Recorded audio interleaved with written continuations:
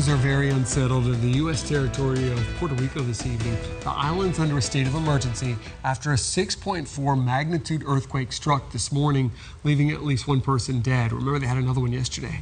Thanks for staying with us for a full hour of local coverage. I'm Patrick Nolan. And I'm Jane Monreal. There have been a number of quakes there in the last few weeks, but this morning's tremor likely to be the most damaging earthquake there in over a century. Fox 4's Sandra Rodriguez in Fort Myers talking to locals with loved ones on the island. Sandra. Jane, Patrick, the people that I spoke with say the island-wide blackouts have made it difficult for them to contact their loved ones. My heart is broken, not only this morning, but for the past month. That's because Puerto Rico has experienced a series of earthquakes, the strongest of 6.4 magnitude, happening this morning. Today, Jose Candelario told me what it was like to be woken up by his house shaking. It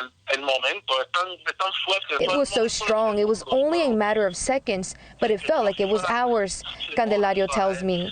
He says after Monday's 5.8 magnitude earthquake, his family set a contingency plan, not expecting the strongest quake the island has felt in over 100 years was yet to come.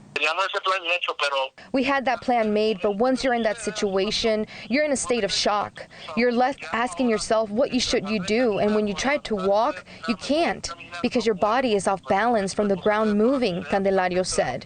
The tremblers provoked a protective power outage across the island, causing many to not be able to reach their loved ones.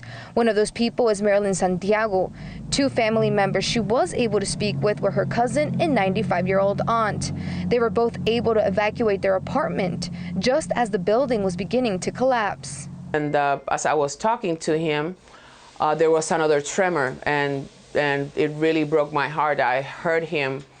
The tone of his voice was very desperate, and I hope I can forget that sound because it was very scary.